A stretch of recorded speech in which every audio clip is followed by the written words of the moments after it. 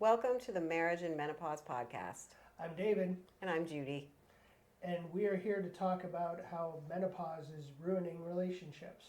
It can be. And I think before we get started, before we go anywhere else, David, I want to say something directly to you. You are the love of my life and my best friend.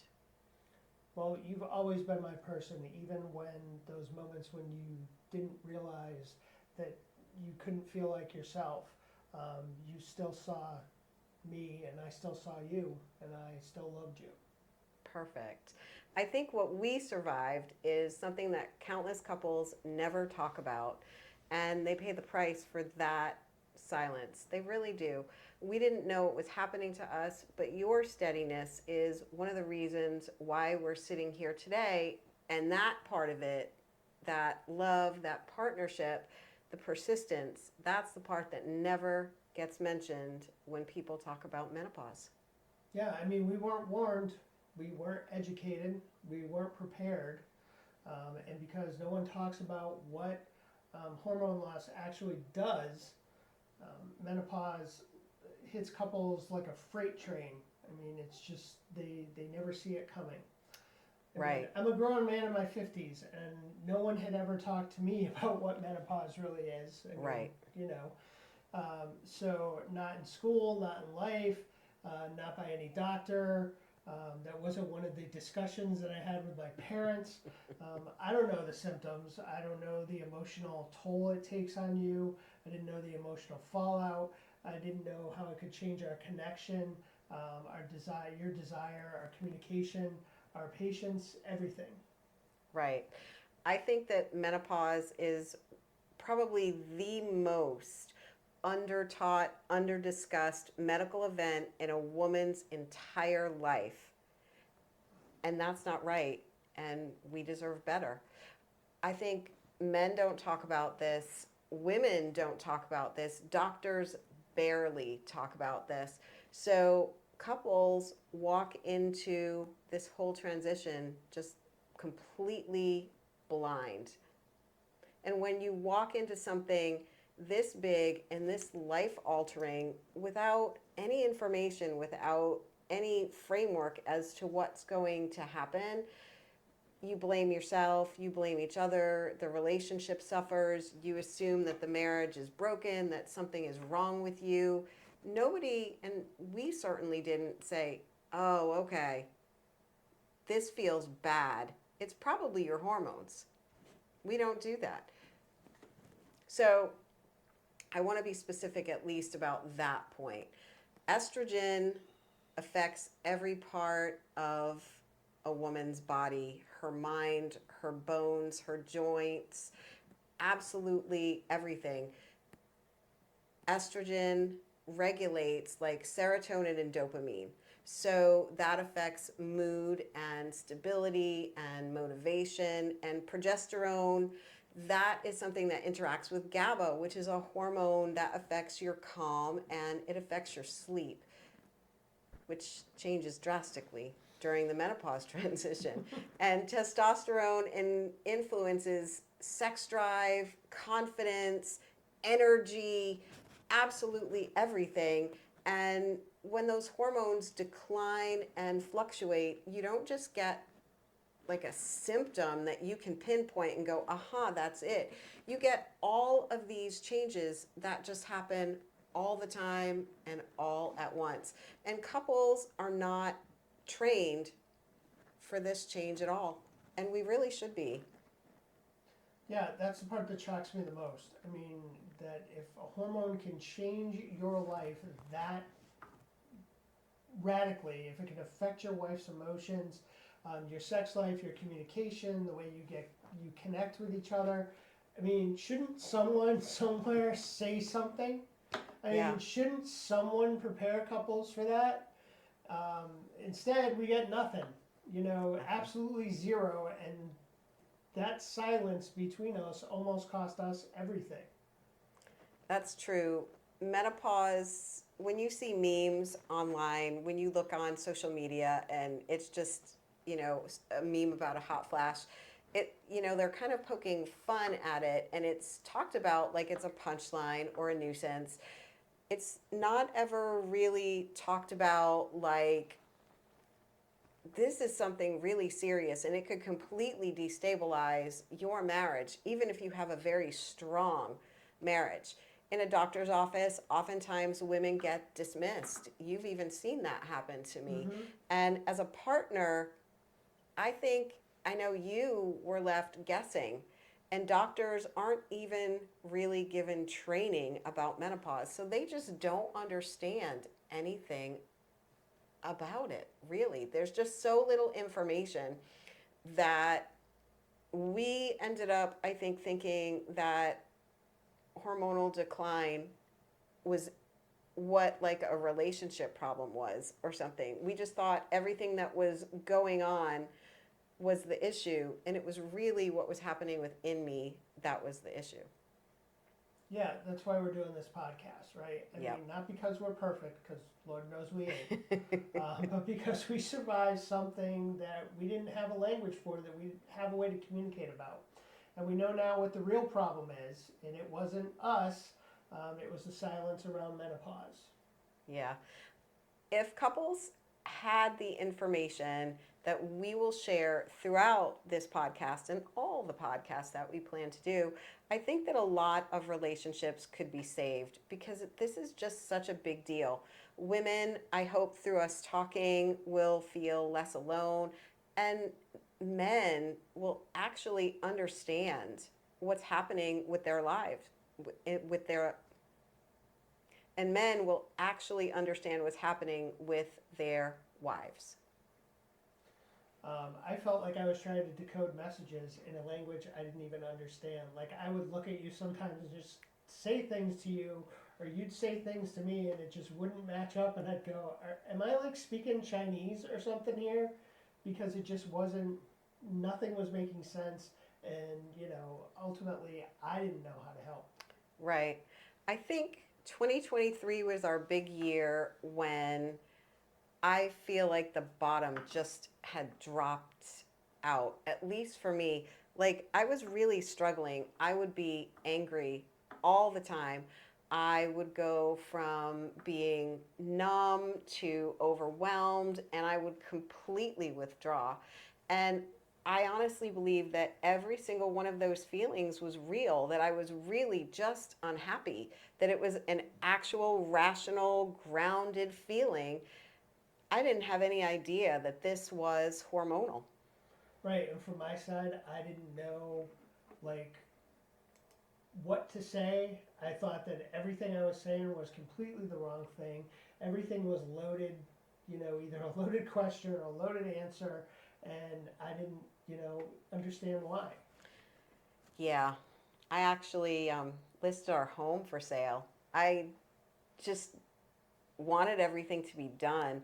I didn't particularly want a divorce or anything like that. I didn't want to leave you.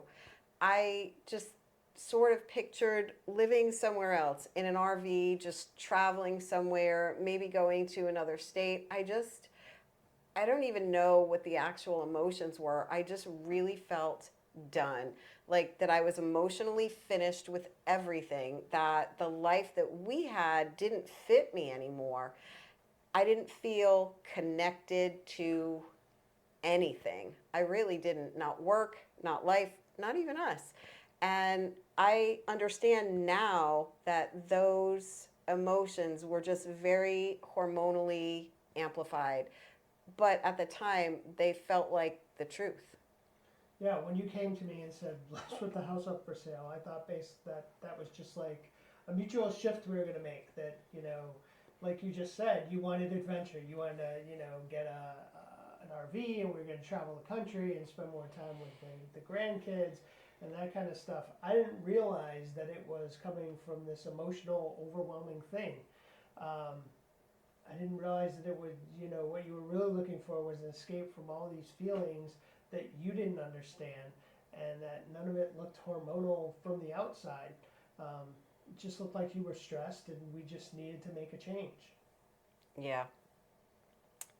That's kind of the same way I felt. And I feel that Menopause is kind of insidious. The whole perimenopausal transition is very insidious. The way that it just sort of sneaks up on you and happens a little every day and just over time, like over what, 10 years, I think we found out that it can be happening for. So over that time, it's not like it's this quick thing and one day you're perfect and the next day you're a hot mess, and so you can look and say, oh, this Literally is with where. hot flashes. Right, Literally. literally. But that's not how it happens. That's not how it happens. And I think at that point I was just so unhappy that I came in and I looked at you and I said, we need therapy, I've made us an appointment. Yeah, that was a little, that caught me a little off guard. From my perspective, I mean, things were to that point, like Yeah. we need to go have marriage counseling because, it was a marriage level crisis. I didn't know that you were feeling all this inside, and I didn't know it was hormonal. I didn't have a framework to understand that. Yeah. But you still said yes. He still said that he would go. And that was everything. Like that moment was a big deal because that showed me how much you loved me. And I don't think I've ever thanked you for that. So thank you. Well, I'd do it again in a heartbeat. So, yeah. I started hormone replacement therapy in June of 2024, and it helped. It helped to the point where I could actually see that this was a hormonal issue.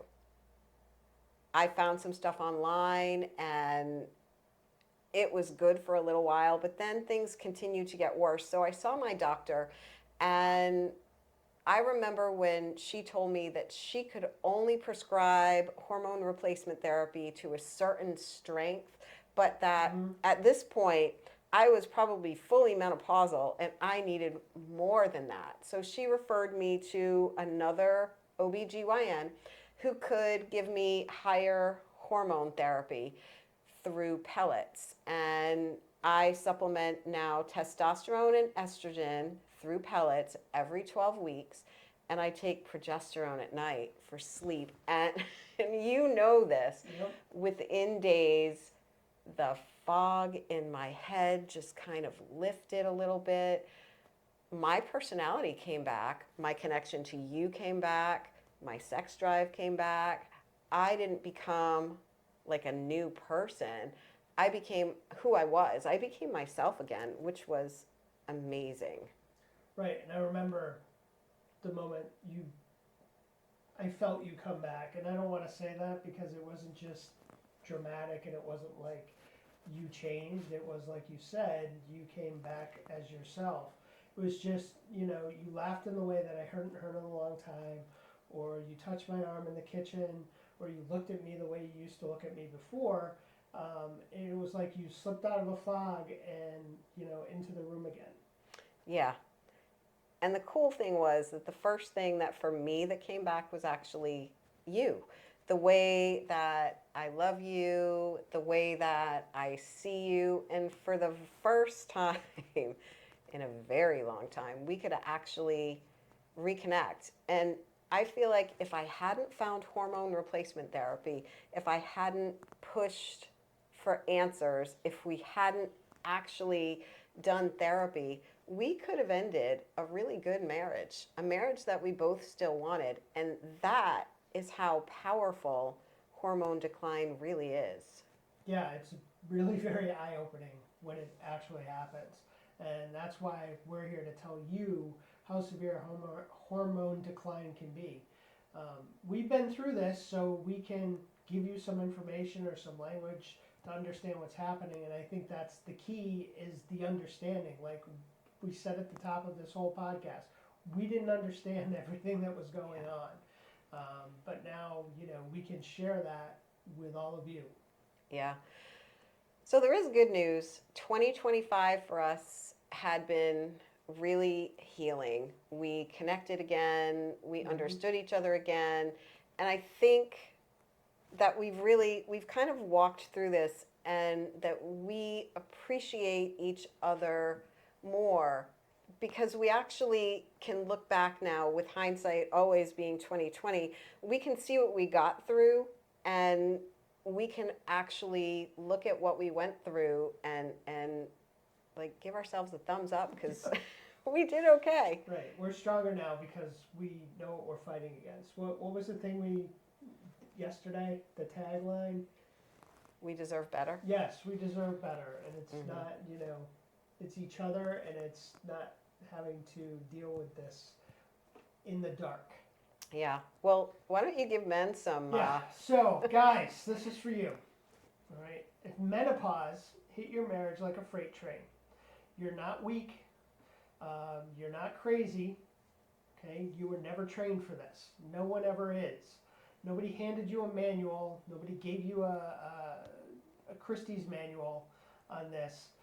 Like, we used to get us Gen X guys when we had our cars back in the 80s. Not school, not doctors, not friends. No one knows what's going on. So you walk into it blind, and then you get judged for not knowing what you were never taught. That's true. And for all the guys out there, husbands out there, the things that people don't say out loud, you might be dealing with your own biology. I know that we went through this too. While your partner's estrogen and progesterone and her testosterone is declining, your testosterone is probably declining too. And that can show up in you as like irritability, low energy, lower libido, your own brain fog, and just feeling flat. Because I think you had some of that.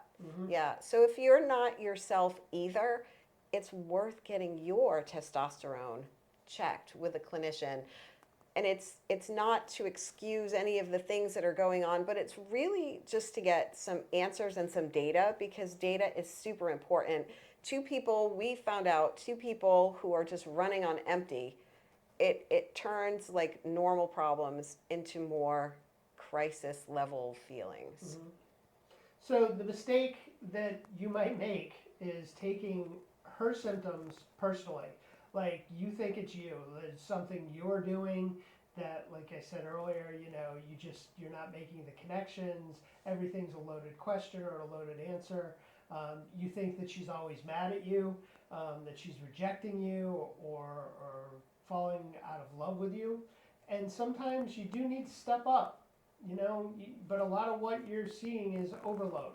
They're just, it's this hormone decline that is then causing a cascade effect everywhere else. They're overloaded, they're not getting any sleep, their stress tolerance is off, their mood regulation is off, they get anxiety, the body discomfort. If you interpret overload as disrespect towards you, you will start a war inside your own home. So menopause can change everything that goes on in the marriage. Everything. Communication, desire, patience, sleep, how connected you both are. And it's not because your wife is a different person, because that's not what it is, but it's because her body is running in this major transition, and nobody prepared either of you for this. Your job is to be steady. That's what you need to be there for her. She doesn't need a judge. Why are you acting this way? She doesn't need a debate partner. It's like that question of, do you want solutions or do you want someone to listen to you? And that's how you have to approach this sometimes. She just needs a teammate.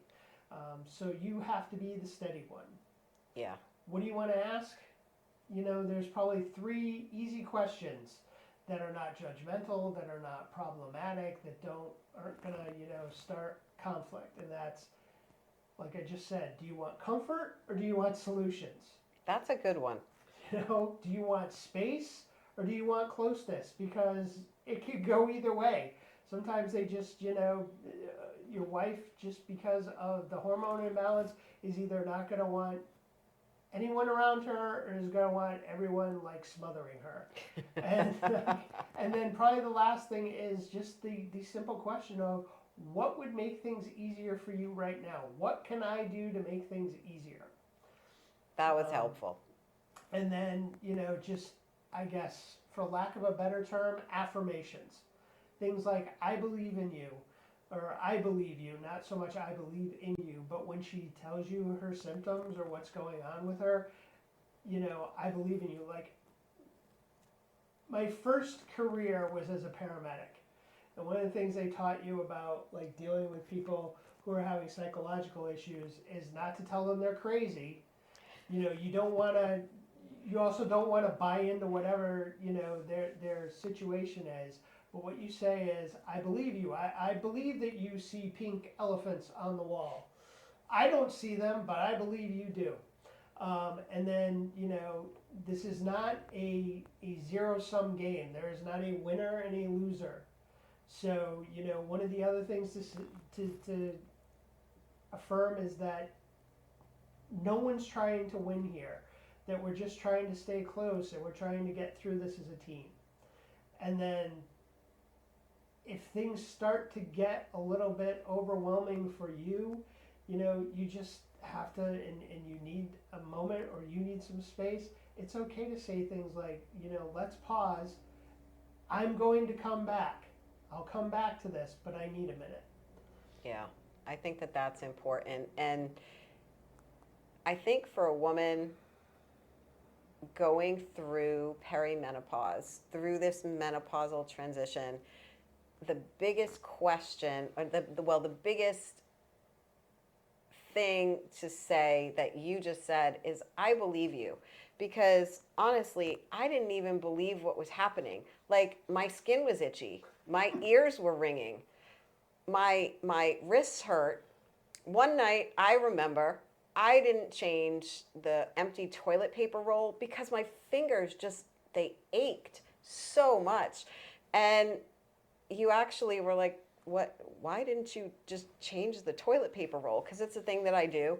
And I said, my fingers hurt. And we just ended up laughing about that. But it was like true, but you believed me. And that was like such a big deal because it was so not me. So many of the symptoms that I had were just so not me. It was just weird. So being believed is huge. Yeah. So if you're struggling with this and you think perimenopause may be what's interfering with your relationship, I'm going to give you a quick 7-day thing. Okay. So on day 1, what you're going to do is you're basically going to say that you're going to take over one task. Just one. It's not a big deal. You're not taking over the entire household.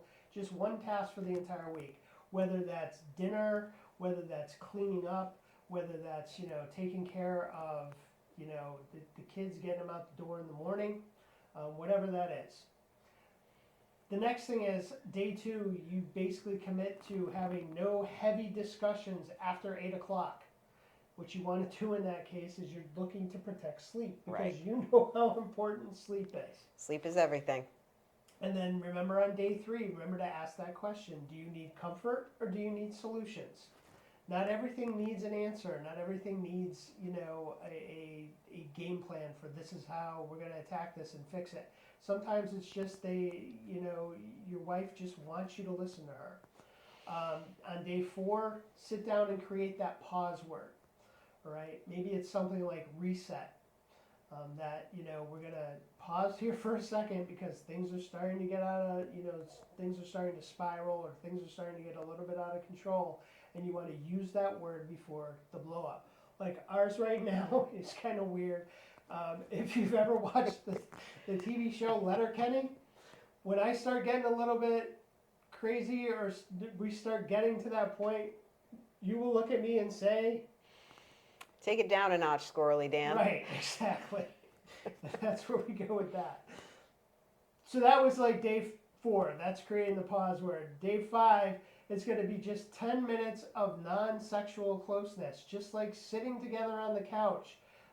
No pressure for anything else, just that. And then try in day 6, try to come up with one specific appreciation. Nothing generic, but something you specifically appreciate about them. And then day 7, just a quick 15-minute check-in for the week. Like, what was the hardest this week? What did I do that helped you the most? What did you do that helped you the most? That kind of stuff. So if you're a man listening and you feel like you are decoding a language that you don't speak, you're not alone. Okay, those of us who have gone through this and have come out the other side stronger and better, we all realize that.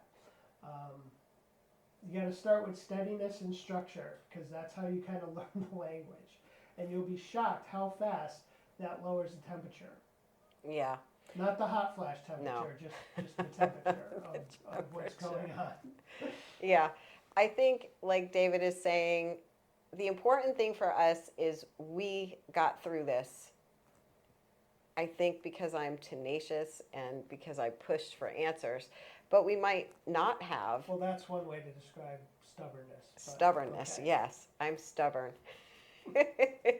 But I think why we're here is we really want to break the silence. We want to tell the truth. We want to give couples the information that we never had. Right. What we're looking for is to help people understand what's happening so they don't have to go through this and blame themselves. Yeah, and I think it's important for people, for couples who are going through this. It's like a slap in the face, but once you realize that you're going through it, you can grow together like we did, because maybe like us, you love your life, you love your marriage, and you're grateful to be with your partner, which I absolutely am. I love you. Too, pickle. So if what we are describing in this podcast sounds familiar, start with some data. Track sleep. That's a big one. Track your mood, track libido, track it all, track your stress. Ask for labs from the doctor to see where your hormones are and then get them again to see what they're doing because they do fluctuate. Ask some good questions about perimenopause, about menopause, about this transition, and stop assuming that it's your marriage. Right. This is measurable. Everything that goes on are things that can be measured and tracked. And a couple deserves to understand what they're navigating. Yeah. So we're going to put some resources in the show notes. You have like some tracker stuff. I do. Some spreadsheets. I have things. And they're good things because I think you're right. Menopause is manageable because it's measurable. And I think that couples deserve better preparation. So that's why we're here. And I'm Judy and he's David. And wherever you are in this transition, remember that menopause is measurable. And couples deserve preparation. They do. So stick with us. I think we're building something very important. And we're raising the standard. And we'll see you next time.